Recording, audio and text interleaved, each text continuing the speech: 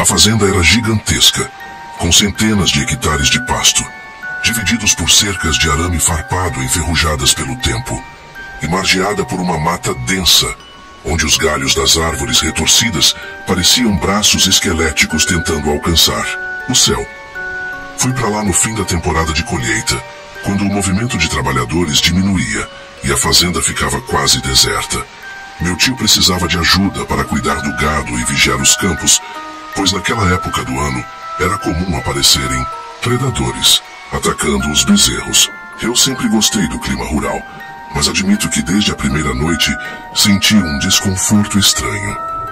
O vento soprava forte entre as frestas das janelas do casebre onde eu dormia, e os sons da mata pareciam ganhar vida própria. Durante o dia a fazenda era pacífica, com o som das cigarras ecoando pelo ar abafado, mas ao cair da noite, o silêncio se tornava opressor, interrompido apenas pelo mugido distante do gado, ou pelo uivo solitário de algum animal que eu não conseguia identificar. Passei algumas noites sozinho monitorando o pasto com uma lanterna e um velho rifle que meu tio me deu só por precaução. Eu achava exagero.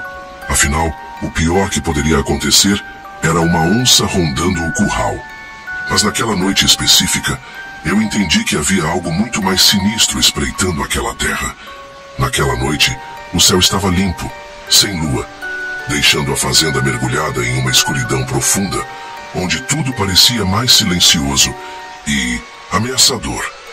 As estrelas brilhavam intensamente, mas sua luz era insuficiente para iluminar o pasto, que se estendia como um grande tapete negro diante da casa. O ar era quente e parado, exceto por rajadas ocasionais de vento que faziam as folhas secas das árvores sussurrarem umas contra as outras, produzindo um som inquietante. O silêncio era absoluto, quebrado apenas pelo canto insistente dos grilos e pelo som distante de galhos se partindo na mata. Tudo parecia comum até que, por volta das 2 da manhã, um barulho repentino me fez despertar de um cochilo na cadeira de madeira da varanda.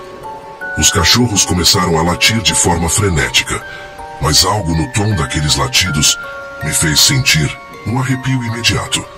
Não era um aviso comum, como quando sentiam o cheiro de uma onça ou ouviam um estranho se aproximando. Era um som carregado de pânico, como se estivessem vendo algo que não deveriam ver. O desespero dos cães aumentava a cada segundo. Eles corriam em círculos, puxando as correntes com força, como se quisessem fugir em todas as direções ao mesmo tempo. O menor deles, um vira-lata amarelo chamado Tico, soltou um ganido longo e triste, como se estivesse implorando por socorro. Foi nesse momento que senti um frio na espinha. Algo estava ali. Algo que nem mesmo os cachorros da fazenda, acostumados a enfrentar predadores, tinham coragem de encarar. Peguei minha lanterna, com as mãos trêmulas, e saí do casebre, sentindo o vento quente da madrugada bater contra meu rosto. O chão de terra estava frio sob minhas botas, e o cheiro forte de capim misturado com o suor dos animais pairava no ar. Meu coração batia acelerado, e cada passo que eu dava parecia ecoar mais alto do que o normal. A sensação de que algo me observava era intensa, quase sufocante, como se um par de olhos invisíveis estivesse cravado em mim no escuro. Levantei a lanterna e varri o feixe de luz pelo pasto. No início, só via a vegetação alta balançando ao longe, mas então notei um movimento estranho perto do curral. As vacas estavam inquietas, algumas mugindo baixinho, enquanto outras empurravam umas às outras, tentando se afastar da cerca de arame farpado. Seus olhos brilhavam à luz da lanterna, refletindo um medo incomum, um medo que eu nunca havia visto em animais acostumados com os sons da noite. E foi então que eu vi, no meio do pasto, um vulto escuro se destacava contra a relva. No primeiro instante, pensei que fosse apenas um galho caído ou uma sombra qualquer, mas conforme meus olhos se ajustaram, percebi a silhueta de algo grande, agachado, imóvel, me observando. O brilho dos olhos daquela criatura era diferente de qualquer coisa que eu já tinha visto. Não eram os olhos amarelos e selvagens de uma onça, nem o reflexo pálido dos olhos de um cervo. Eram 2 pontos vermelhos, intensos, perfurando a escuridão como brasas vivas. Minha respiração ficou presa na garganta, e um calafrio percorreu minha espinha. A coisa se moveu. Lentamente, ergueu-se sobre duas patas, revelando um corpo descomunalmente alto e musculoso, coberto por um pelo escuro e desgrenhado. A criatura parecia parte lobo, parte homem, com garras longas e afiadas que brilhavam sob a fraca luz da lanterna. Meu sangue gelou. Eu estava diante de algo que não deveria existir. No meio do campo, parado sob a fraca luz da minha lanterna, havia algo que parecia ter saído dos piores pesadelos. Era uma criatura gigantesca, coberta por um pelo escuro e desgrenhado, que tremulava levemente ao vento. Seus olhos brilhavam de um vermelho intenso, como carvões em brasa fixos em algum ponto no chão, como se estivesse farejando algo com extrema atenção. A postura era tensa, predatória. Suas enormes garras cravavam-se na terra fofa e seus ombros largos subiam e desciam conforme respirava pesadamente, emitindo um som baixo e gutural, que me fez arrepiar dos pés à cabeça. Minha mente se recusava a aceitar o que via. Tudo dentro de mim gritava que aquilo era impossível, que não podia ser real. Mas era. E então, como se tivesse sentido minha presença, a coisa parou de se mover. O silêncio da noite ficou ainda mais profundo, como se até os grilos e o vento tivessem recuado diante daquela aparição. De repente, aqueles olhos se voltaram para mim. Foi como se um peso esmagador tivesse caído sobre meu peito. Meu corpo congelou no mesmo instante, incapaz de reagir. O ar pareceu ficar mais denso ao meu redor, e um medo primitivo tomou conta de mim. Um medo que eu nunca havia sentido antes. Então, num movimento lento e controlado, a criatura começou a se erguer. Seus músculos retesaram-se enquanto ela saía daquela postura curvada e assumia sua verdadeira altura. O que eu julgava já ser grande tornou-se monstruoso. Agora, em duas patas, ela era descomunalmente alta, facilmente ultrapassando 2,5 metros, talvez mais. Seu peito largo subia e descia pesadamente, e suas garras reluziam sob o reflexo da lanterna. O rosto era a visão mais aterradora. Um focinho longo repleto de dentes afiados, e uma expressão que misturava instinto selvagem com algo que parecia inteligência. A noite, antes apenas escura, tornou-se um pesadelo palpável. Eu sabia que precisava correr, gritar, fazer qualquer coisa, mas meu corpo não obedecia. Eu estava diante do impossível, diante de algo que não deveria existir. O que aconteceu depois foi rápido demais, como um borrão de terror diante dos meus olhos. Antes que eu conseguisse reagir, os cachorros da fazenda, tomados por um instinto de proteção ou puro desespero, avançaram contra a criatura.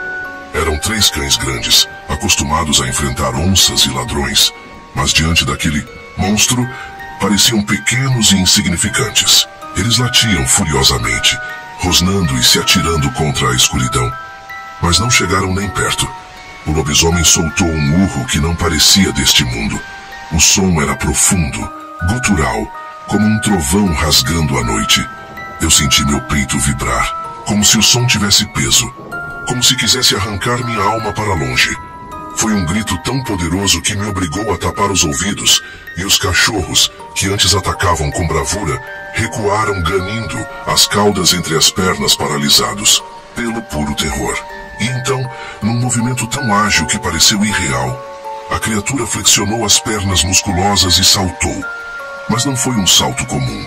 Ela disparou para o alto com uma velocidade inacreditável, atravessando os arames da cerca sem nem tocá-los e aterrissando do outro lado como uma sombra viva. Vi seu vulto se fundir às árvores da mata fechada, e em poucos segundos, o silêncio absoluto tomou conta do lugar novamente. Fiquei parado ali por alguns instantes, sentindo meu coração martelar contra o peito, incapaz de acreditar no que tinha acabado de testemunhar. Os cachorros ainda estavam encolhidos, resmungando baixinho, e as vacas continuavam agitadas, se empurrando para longe da cerca, como se o próprio solo onde a criatura estivesse amaldiçoado. Na manhã seguinte, quando o sol finalmente trouxe uma falsa sensação de segurança, saímos para investigar. Meu tio, cético, acreditava que algum predador comum poderia ter causado a confusão, mas ao chegarmos perto do curral, encontramos pegadas enormes cravadas na terra úmida. Eram marcas impossíveis de se ignorar. Largas, profundas, com garras, afiadas bem definidas.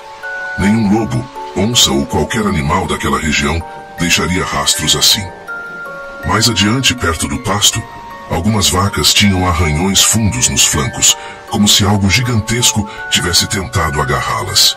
Os trabalhadores da fazenda ficaram inquietos, trocando olhares nervosos, e um deles murmurou baixinho. Ele voltou. Não precisei perguntar quem era ele. A resposta já estava clara.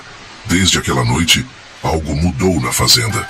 Os trabalhadores, antes acostumados com os sons e perigos da mata, começaram a agir de maneira diferente. Ninguém mais se arriscava a ficar fora dos casebres depois do pôr do sol.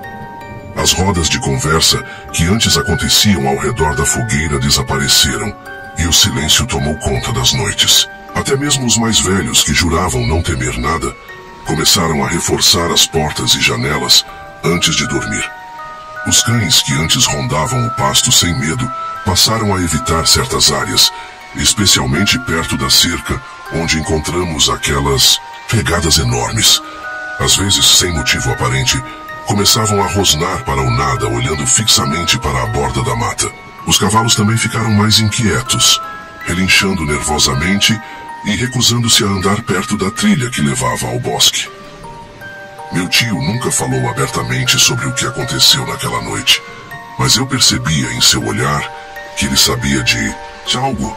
Certa vez, um dos peões comentou que histórias sobre uma coisa grande já existiam na região há décadas, mas ninguém gostava de falar sobre isso.